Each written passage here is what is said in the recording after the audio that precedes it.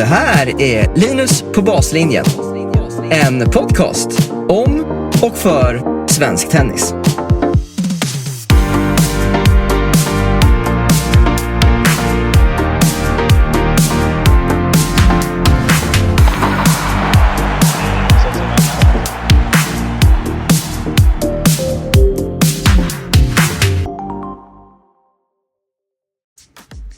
Hi and warmly welcome to this sit-down with Mark Kovacs, sports scientist and performance coach.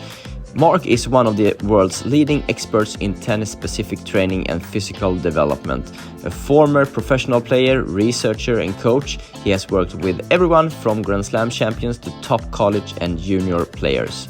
As the founder of Kovacs Institute, he combines science and practical experience to help athletes reach their full potential both physically and mentally.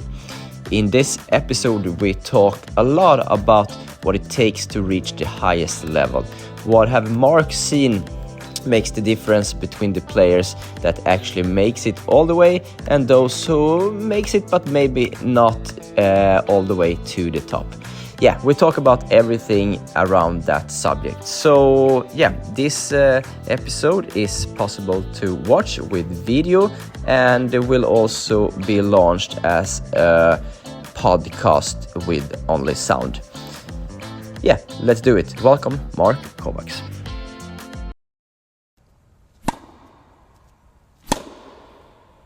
I'm sitting here with Mark Kovacs. Welcome to Stockholm, Mark. Well, thank you so much. It's great to be here. You said you have walked around a little bit in the town today. What's your feeling of Stockholm? I love it. The buildings, the architecture, the water. It's a phenomenal city, but the best part is just the people. Everyone is so kind, so nice. They all seem relaxed. I just came from New York before I got here, so completely opposite feeling. So I just love the environment. Yeah, cool. What's your review of Swedish tennis today? Yeah, it's interesting because, I grew up in Australia back on the back end of the great Swedish tradition of great tennis players. And so it's a little bit of a shame that the highest level is not what it once was. So it's definitely in a period of time where you don't have as many top juniors coming through. You don't have as many professional players at the top of the game on both the men's and the women's side. So it's in that period where it looks like there's an opportunity for Swedish tennis to sort of maybe never get back to the heights that it once had. It's really hard to have multiple top 10 players every year and Grand Slam champions every year. But getting a better, larger number of top 100 players, a few players that can compete for slams. So that would be exciting. It'd be really good for the sport as well. Yeah, I understand you maybe don't know exactly what's going on in Sweden, but when a country is in a position like we are now, we have our tradition or history, but are a little bit lower now. What do you think, from your experience, is the most important factors to have in mind now when we're trying to build a new way back to the international level? Yeah, no, it's every country sort of goes through this. I was lucky in my career. I've been in high performance and player development for my entire career. So we've studied all the countries, all the ones that were at the top, then the ones that dropped, the ones that dropped and got back to the top, and the ones that didn't. And at the USTA where I was at, we were in the similar period in 2007, 2008, 2009. It was the worst time in US tennis at the professional game ever. There was less than 5 people in the top 100 on men's side and women's side. So it was really bottom. So I saw how that was recreated and restructured, and with the steps that were put in place, and it was great to be part of it and be in it and see it. So that's a great example of how a great tennis power, historical, traditional power, was struggling in a similar way, but they actually put a plan together and committed to it for 10 plus years with a structure, with a system, and with a high standard, a very high standard, which was the common theme. So I know it can be done because it's been done in other places, but it's very difficult to do because you need a true structure that is player focused, not coach or administration focused. It needs to be focused on the individual players, but you need to bring the best players together frequently You need to set a very high standard of accountability for not only the players but for the coaches, which is the big difference. And then you have to commit to setting standards and sticking to standards, meaning that if players don't commit to those standards, they don't get the opportunities. If coaches don't commit to those standards, they don't get the opportunities. There needs to be accountability across both aspects, and then you have to provide funding for the people that are willing to commit and have the physical abilities, the competitive drive, the discipline, the passion to be the best in the world. Okay. And that's the only way to do it. Okay, and that structure needs to be built from the top down, or from the federation and then From down to the somewhere. academies or clubs? So it's a great question. It doesn't always need to be from the federation, but it needs to be from somewhere. Okay. So it can be privately done in individual academies or clubs, and they can do it. They won't have the money or the scope to develop dozens of players necessarily, but they can develop a few. If a federation does it, they can actually have a much bigger impact because they have more funding and they can impact dozens or even hundreds of clubs, which improves coaching education, but it also improves parent education. And one of the best things that I saw was when we did these regional and sectional camps around the country, what you saw was not only how the players got together frequently, the best players got to practice with each other a lot. The best coaches in the area would come in, and that was part of it. There was a coaching education piece to it. But one of the biggest factors was the parents got educated. They understood that their kid, who was pretty good in their area, wasn't that good nationally. So they got sort of shown that, hey, as good as your kid is, everyone tells you how good your kid is in your local town, but once you put them nationally, they're just middle, and they have to get a lot better in all these different areas. And then those best kids nationally had to be taken internationally a lot and shown that you're pretty good nationally, but you're not the best in the world yet, so you got to keep working. So you always have someone that you're looking up to say, we have to get better. However good you are today is not good enough for where we need to get to. If you want to be the best in the world at the professional game, you have to continually improve day by day. Okay, okay, interesting. The thing with the parents are interesting. If we look in Scandinavia today, the top players, a lot of them have parents that have actually been pretty good in the sport or in other sports. Is that a common factor if we look worldwide as well? It's not a common factor, it's not a requirement, but what it does tell you is that former athletes understand how tough it is. They understand what it takes to be great in their sport, whether it's tennis or another sport. They have an understanding of hard work. They have an understanding of doing the basics over and over again, and a commitment to struggle and figuring out ways to solve problems throughout the journey. So that's where the value is in having a parent that was a high-level athlete in any sport. Doesn't always mean that they're going to treat their children how they were taught. Many times the next generation doesn't get treated as hard as the previous generation because many parents don't want their kids to go through the pain and suffering that they went through that made them great. So there's a bit of a challenge. Sometimes that is a real benefit, but sometimes it's actually a negative because the parents understand how tough it was for them and how much work was required, that they actually don't want their kids to go through all that struggle, even though the outcomes are great, but there's a lot of struggle along the way. So that's the double aspects of it. But it's definitely an advantage having someone, whether it's a parent, a cousin, a friend, someone that was an elite athlete and understands what's required. Or having a great coach around that player who understands and is given the authority to help the pathway. Okay, okay. If we talk about the pathway, I know you have studied like what it takes to reach top 100 and so on. For the players that are breaking through today, can we see some kind of common setup? Have they come from bigger academies or private setups, or in Sweden we have a lot of clubs, sort of?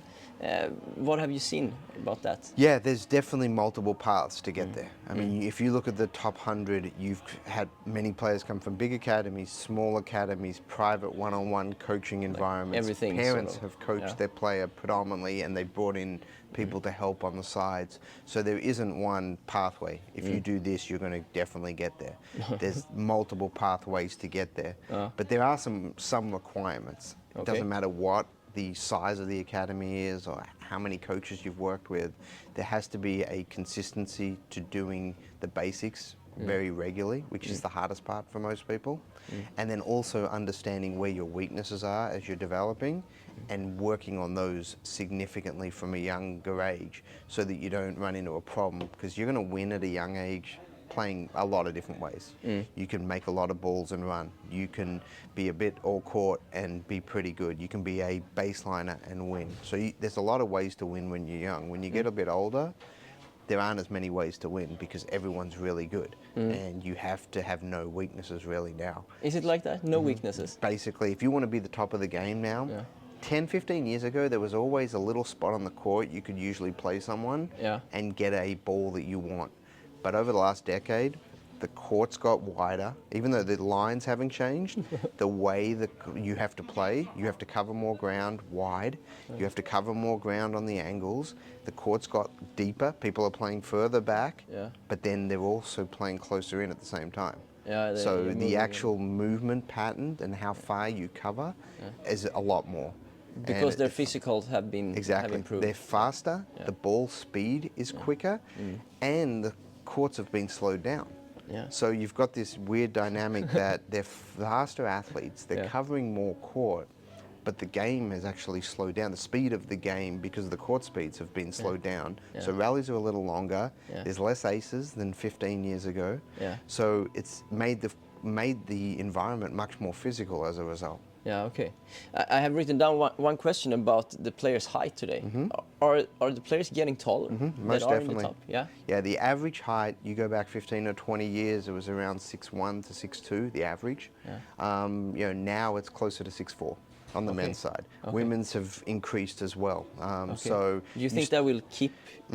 It'll continue getting high. We see it in the NBA. We see it in other sports that just the way people eat, the way people train, the parents are taller. So you get two tall parents.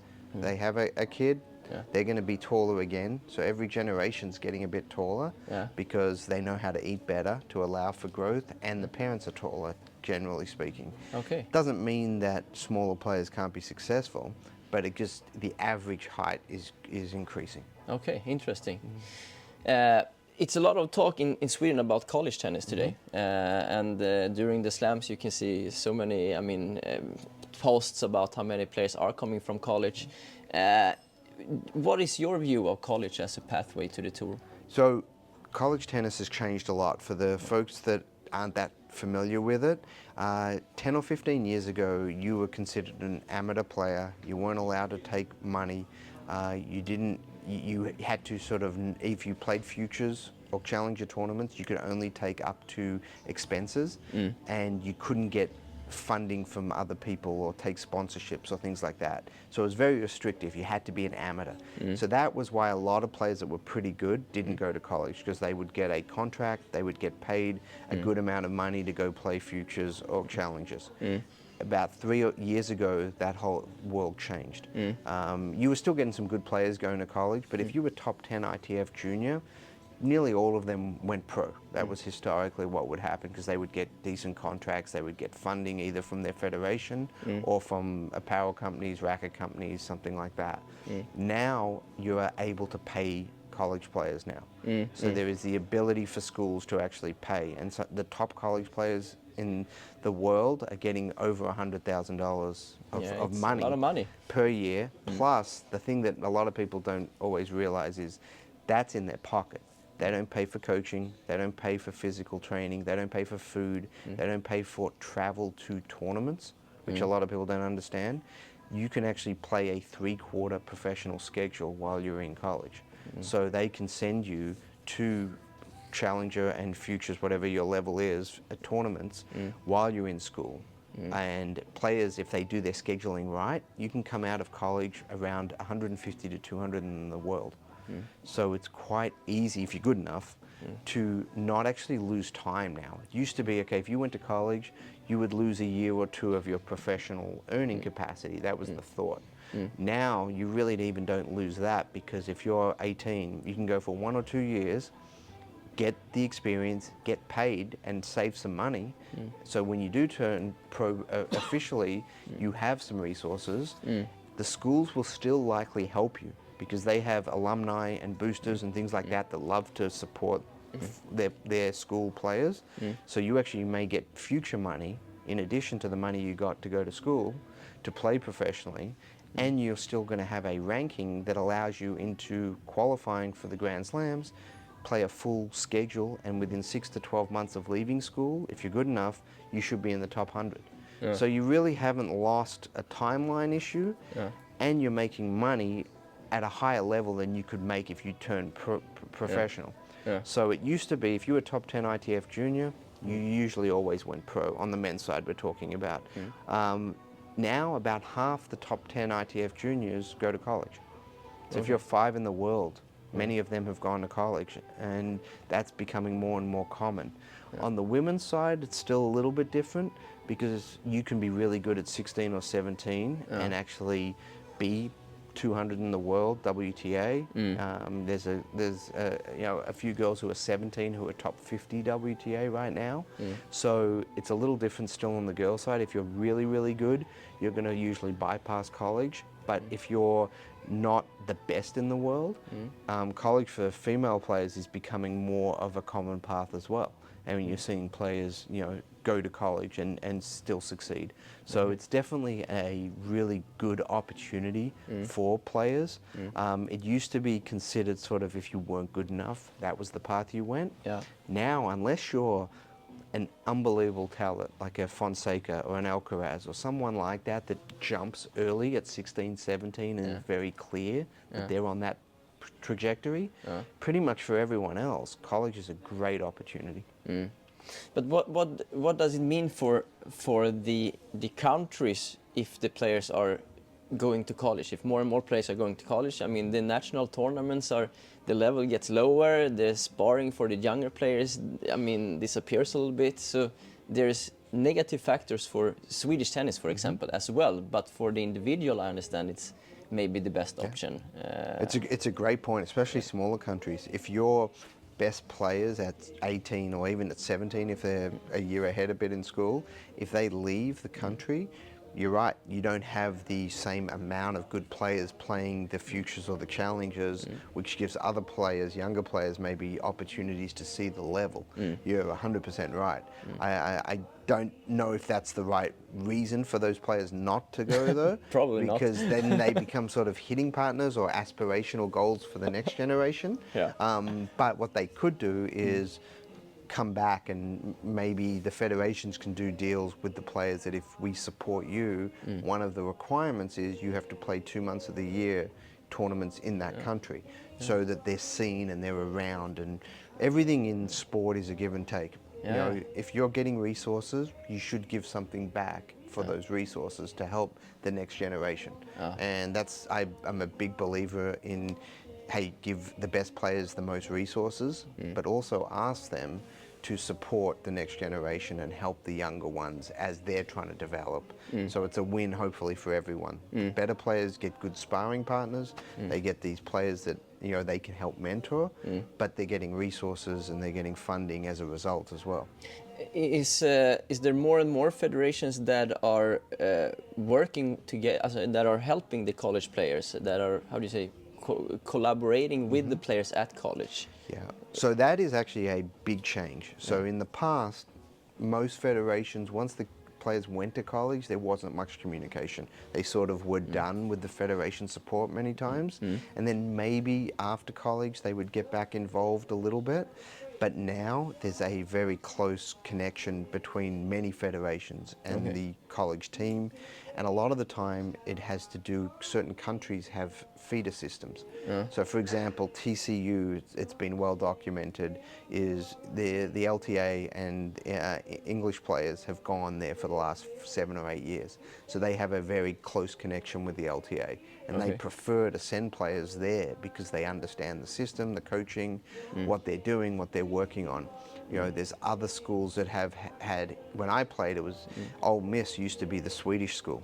You know, you had players like Alex Hartman and players like that that went, and there was 4 or 5 players that from Sweden that were at Ole Miss, and Mississippi State was the French system, so they had a bunch of French players that went there. So it's very common for certain schools to have very close relationships with certain federations because they all know what they're doing, and there's talk, there's collaboration, and some of the federations now, the bigger ones especially, have people that 100% of their job is to help their players that are playing college tennis. And so they're actually traveling to the schools, they're helping them in the summer, they're giving them a pathway to get through college and hopefully into the pros. Okay. But that takes financial resources from it does. of course. Mark, you have worked with the players at different kind of levels. When you look across the big spectrum, can you tell me what separates those who truly make it from those who almost make it, so to say? Yeah, so it's something that I studied every day. I still study, but you know, for 25 years, that has been the biggest question: is what are the commonalities between the ones that make it and the ones that don't? Yeah. Because at a certain age, their result-wise aren't predictive. You know, results by themselves aren't predictive. There's a lot of other factors. So if you look at, there was a group, you've got Francis Tiafoe, Taylor Fritz, Tommy Paul, that was Zverev's group, that was Medvedev, that was Rublev. They were all this group of like 10 players, all have been pretty close to top 10 in the world now. Yeah. So it's an unbelievable group, but you also had a couple players in there. Stefan Kozlov's a good example. He was better than all of them at one point. At 15 years old, he was the best of the entire group, and he, by our metrics, hasn't really made it. He hasn't been a consistent top 100 player. He hasn't been top 10 in the world like the rest of those names that we talked about. So why did he not completely make it and those other ones have?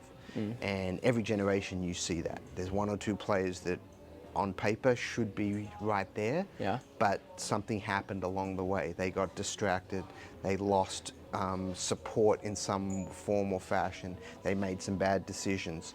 So there's a few things that go into that. Most of the time it's not, sometimes their body breaks down. Physically they didn't do the right type of training. So there are factors that definitely are predictive, and the big ones are you have to be a competitor. That's first and foremost. You have to be a great competitor. You're not going to make it otherwise. You have to have discipline and consistency with your training. That's a requirement for any of these players to make it. You have to have the physical capabilities. But that's a interesting discussion, because it's not, you have to be the best at every one of these physical areas, but you can't be the worst. So you have to have a floor to that. If you don't move well in and out of the corners, you're never going to be a top player. You know, Taylor Fritz is a good example of someone who was the worst mover of that group that we just talked about when he was young, by far. He'll tell you that. Everyone that played him will tell you that. But he was arguably the best pure ball striker of that group. His forehand, his backhand, even his serve, it was like he had the strokes, he didn't have the movement. Over the last decade, he's improved that more than just about any player, I would say, in history, has improved their movement. His movement's still not the best in the world, but it's not a liability. He doesn't get exposed really with his movement, and he's top 5 in the world now. So it's a great example of someone who worked every single day on improving what was considered a bit of a weakness. Yeah, so that's really, really a valuable tool. And then it's really about smart scheduling, where a lot of players mess up, and it's about keeping their circle of support pretty small.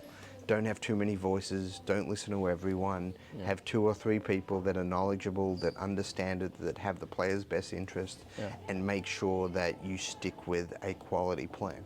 Do the players often stick to the same coach for many years, or can you see that they are switching coaches in different stages in their development? Yeah, so it's not uncommon to switch some coaches at certain times throughout a career. Yeah. We see players do that. They're looking for a different voice. They're looking for something a bit different. But in general, most of the best players have the same environment for an extended period of time, a really, really long period of time. And that's really important because you have to go through your ups and downs to be a great pro. Yeah. And you want people around you to go through those ups and downs with you so that they have that same feeling and they will work with you. A lot of the problems you see with players that don't reach their potential is they always blame the coach or the physio or someone else. It's not the player's fault.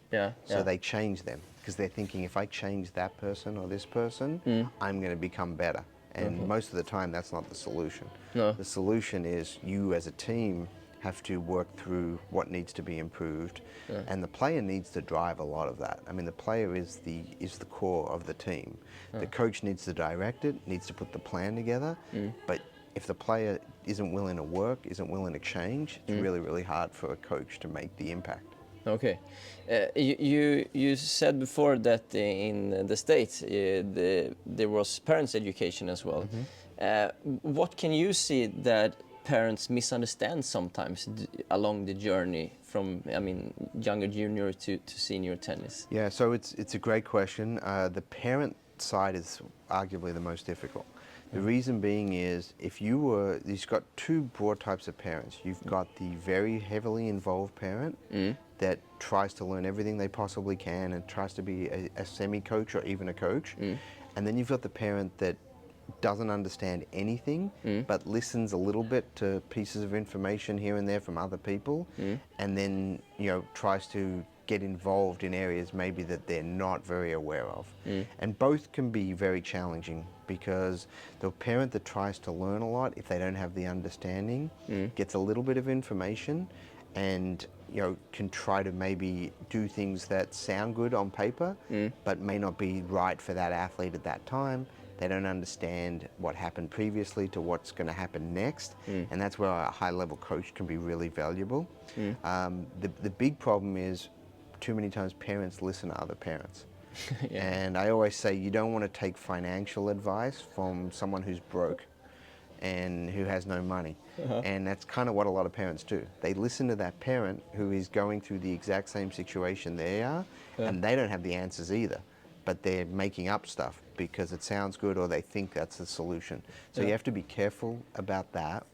You also need the parent to be involved. Having a parent who's involved is important to success, but making sure that they are trying to work collaboratively, and you want to give people time to implement the plan, but the plan needs to be right.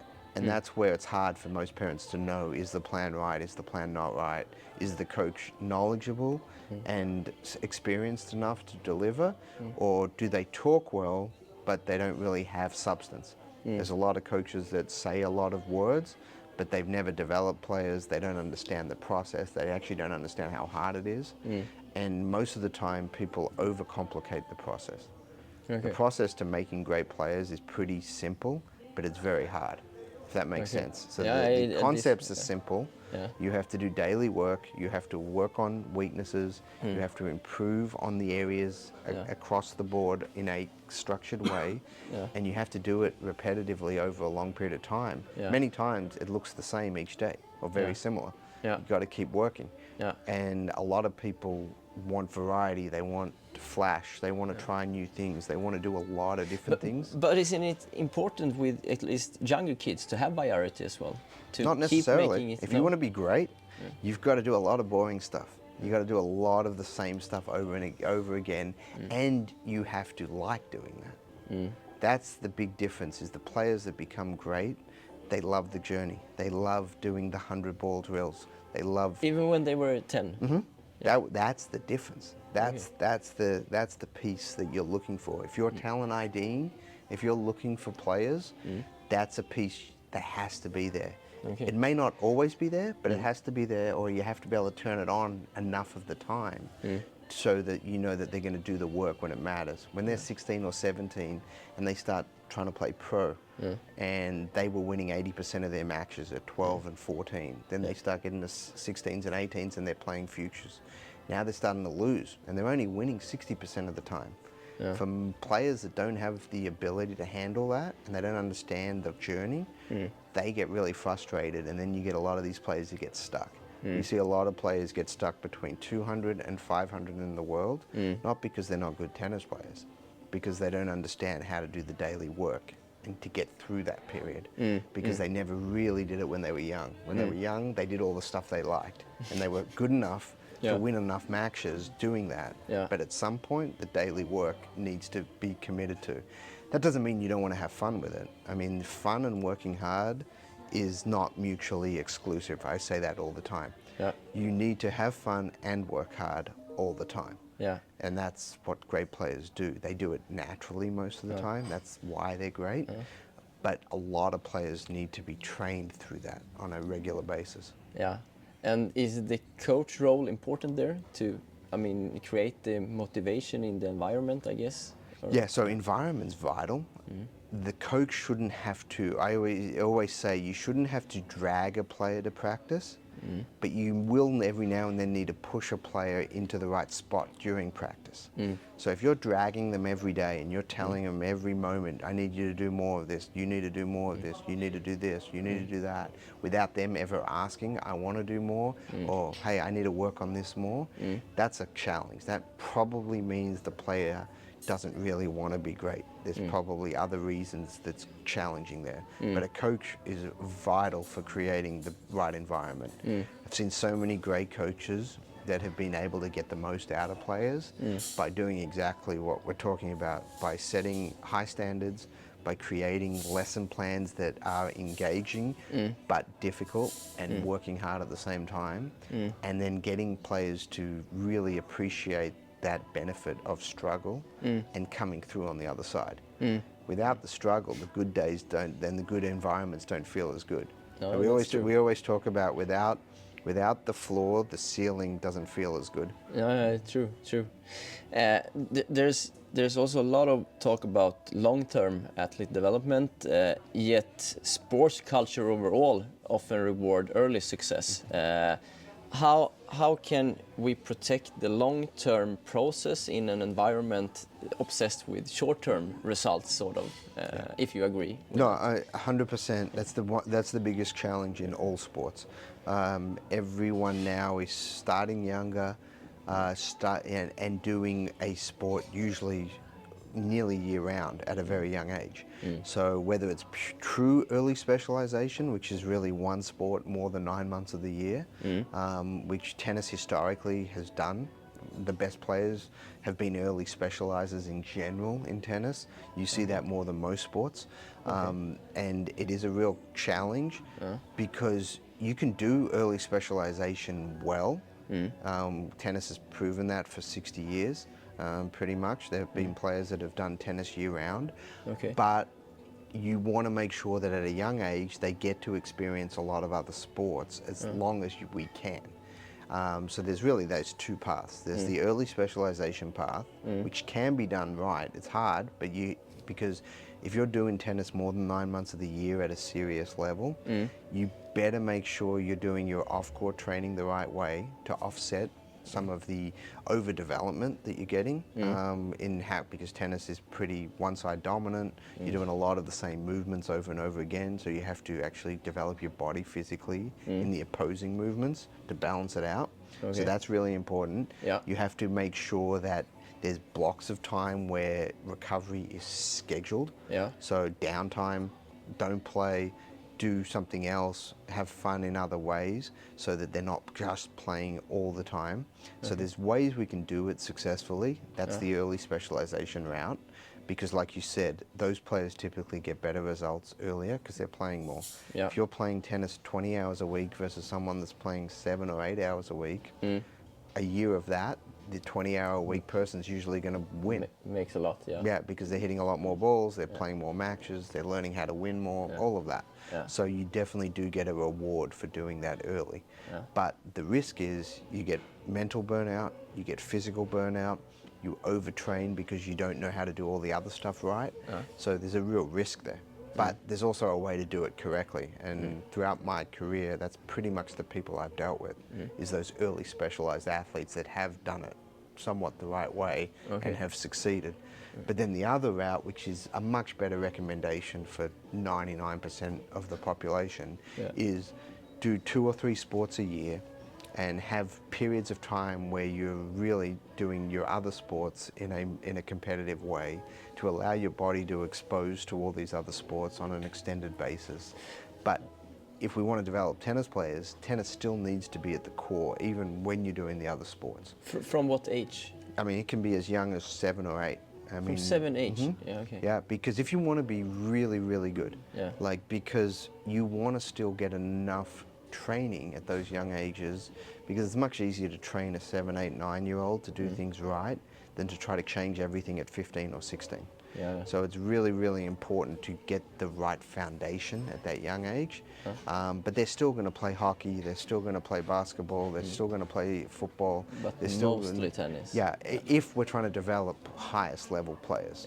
If they're doing 3 months of tennis and 3 months of hockey and 3 months of football, it's going to be really hard to make a great tennis player. If you say at 14, I'm just going to shift into all tennis, I mean, it doesn't happen very often that those players end up being high-level professional players. What does the statistics say? The players that are the best when they are 11, 12, are they holding out the whole way? No, so you see 12 and under rankings aren't predictive of future success. And there is a very easy answer. We don't know physically how they're going to develop. That's the number one reason. Like at 12, everyone's small. Everyone, doesn't really come to the net. It's very hard to win at the net. Every ball is very high usually. There's a lot of long rallies. Whoever's the most competitive, whoever runs the most, whoever fights the hardest usually can win the 12s. That changes a lot once you get to 16, 17. On the women's side, once you get to about 14, 15, and you can start being much more aggressive. The ball speed picks up, serve becomes much more of a weapon. So you have the strength and speed and power really increases. And then at 14, you start getting more predictive results. So you've got to be careful about putting all your focus on results at that 12 and under age group because it's not very predictive. But you do want to be in the mix, meaning that you don't have to be number 1 in the country, but you want to be like top 20, top 30. You want to be good enough that you can play with the best players, but you may not be the best. But if you say top 20 or top 30, I guess that means different if you're from USA or Sweden, for example. So you need to be quite okay in Europe, for example, or You have to be playing those events. You don't have to be winning those events, but you have to be competitive. So you may not be winning them, but you can. Anyone you play against in those tournaments, you should be able to get 3 or 4 games off. So you should be at that level where you can hit with them, you can compete with them, but you're not likely to be, or you don't have to be winning those tournaments. Some players do.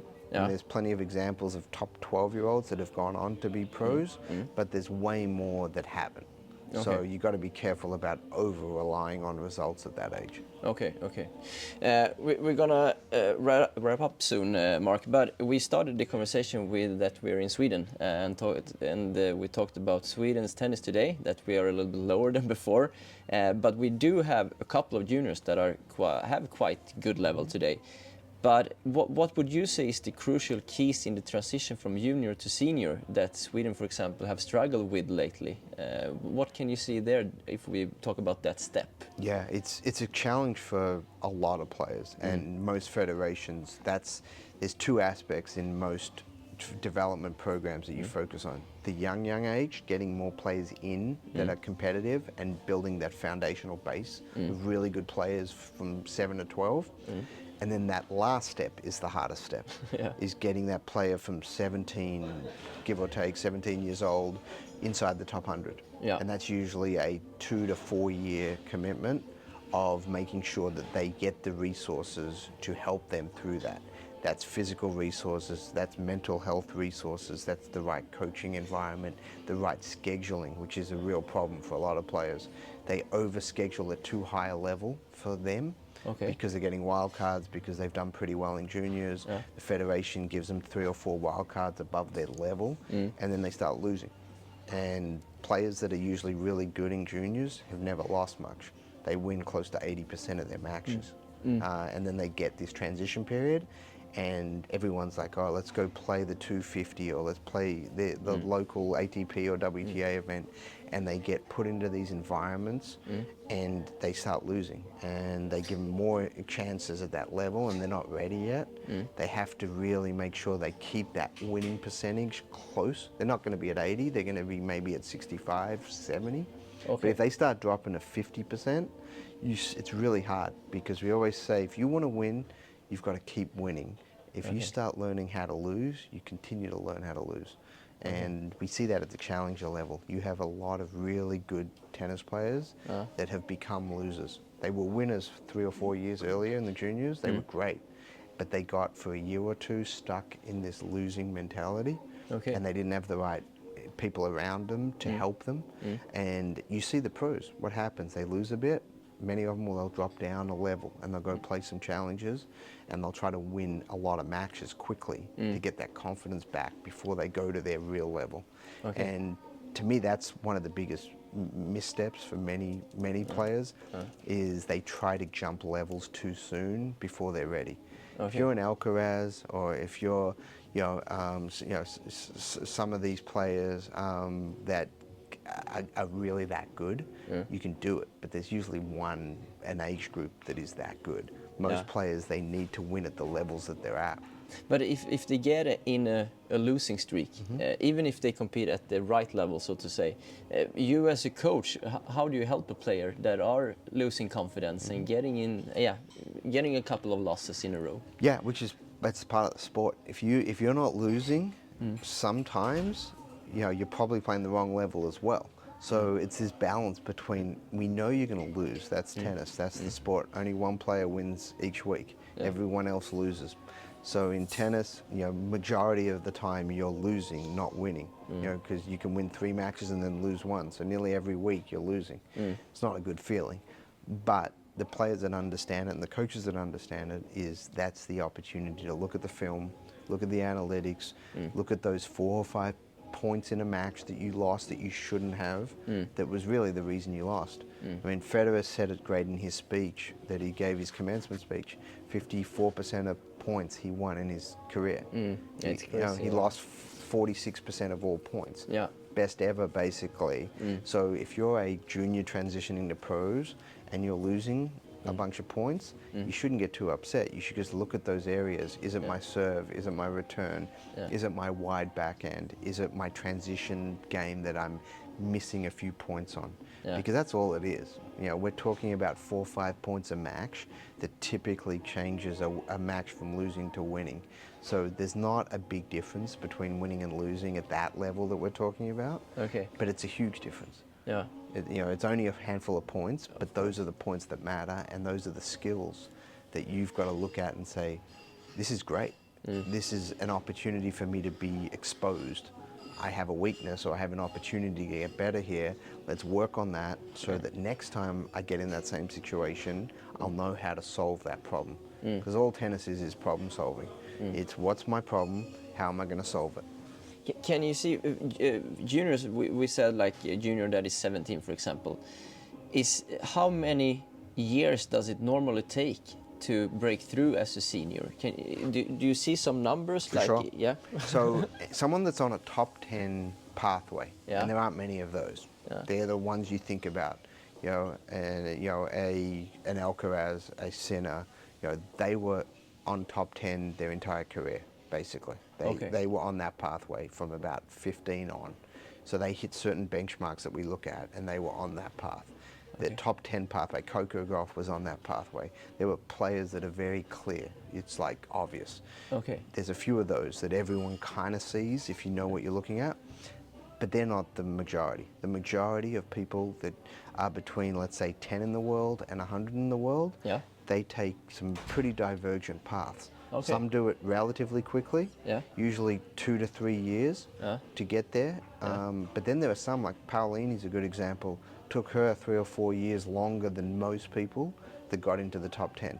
Okay. So she was a little delayed. Stan Wawrinka's a good example as well. Someone who was a couple years behind. He was a good junior, but he sort of got stuck in that transition space a little bit. But then he made the big jump. Okay. So the pathway isn't always the same. Okay. Except usually for a lot of those. The very best. Yeah, those are the easy ones to predict. The Okay. hard ones is pretty much everyone else. Okay. But we sort of know some really clear things that you want to be hitting. And if you don't, it doesn't mean you can't get there. It just means you're more than 2 standard deviations away from the normal. Okay. Which means it's less than 65% chance. Okay. So you can actually put statistical modeling on this to give a percentage of what the likelihood is.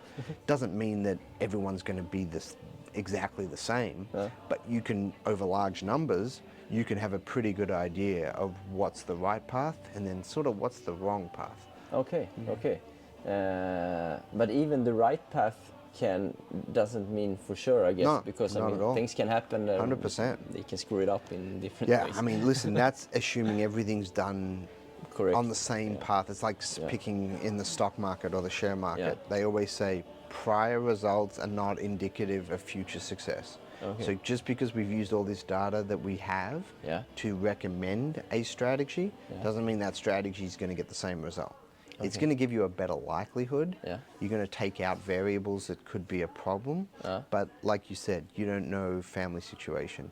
You don't know if they're going to get an injury that comes up that impacts it. You don't know if they get a significant other who changes the mind of the player and gets involved too much. So there's all those things that you can't predict.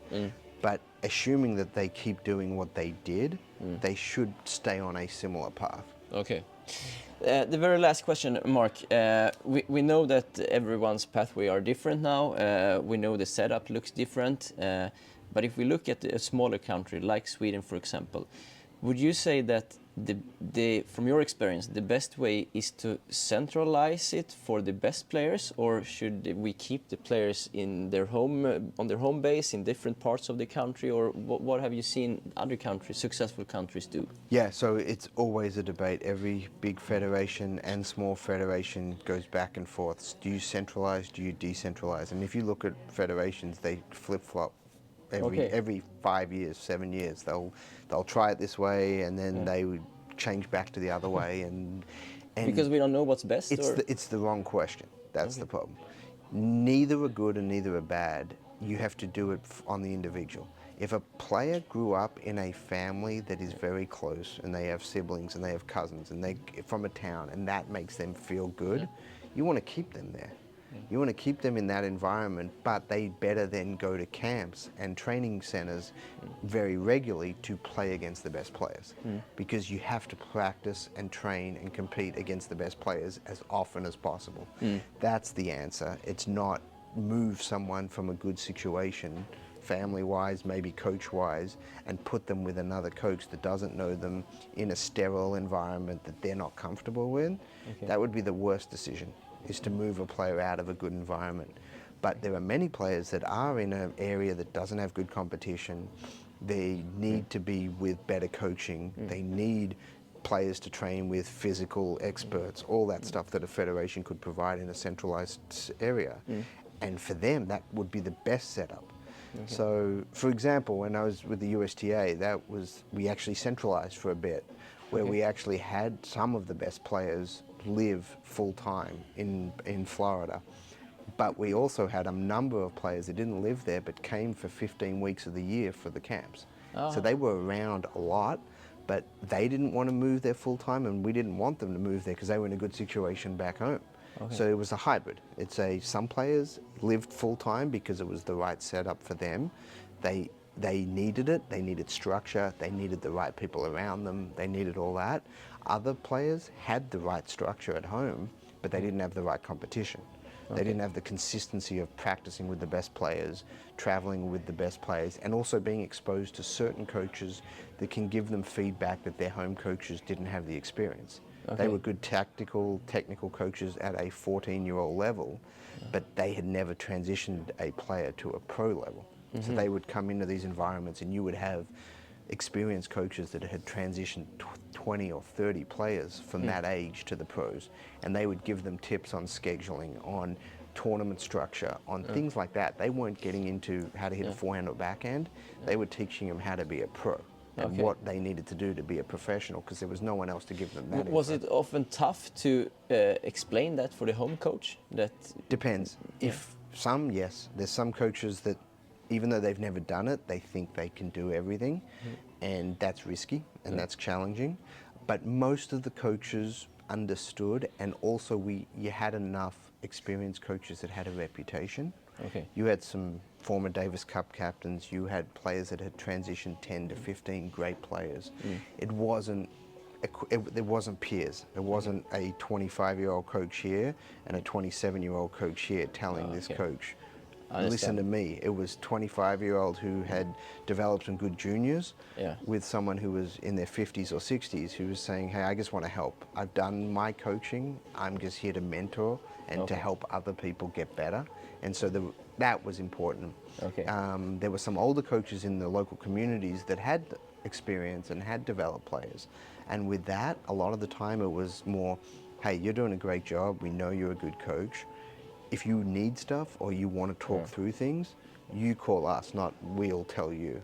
So it's hard because you need the right personalities. It wasn't always perfect, it never is, but there was, I think, enough respect generally among those coaches that everyone sort of understood that the goal was to help that player or those players become as good as they can be.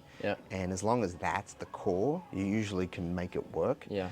If everyone's thinking it's my player or your player, or that's where it gets really uncomfortable. And the hope is that you can work through that and say, hey, we just want to all be supportive, however that's possible. Sometimes it's funding to the home coach to let them travel more and cover their expenses so that they don't lose money. That's really important. Many times the home coach doesn't want to travel because they run a club, they run an academy, they have family. Then the federation provides a coach to travel, but there's communication and there's trust there. So every scenario is different, but you need to have a structure where you can make that work. Mark, super interesting. Thank you so much for taking your time and sharing your knowledge here. Awesome. Well, thank you. Thank you for having me. Thanks to Mark, and thanks to all of you who have listened, and thanks to Baslinjen's main partner, Zennis. Experience smart tennis, and the Zennis is the only end-to-end smart tennis court system with an immersive on-court experience. Please visit zennis.com to read more about the future for tennis technology.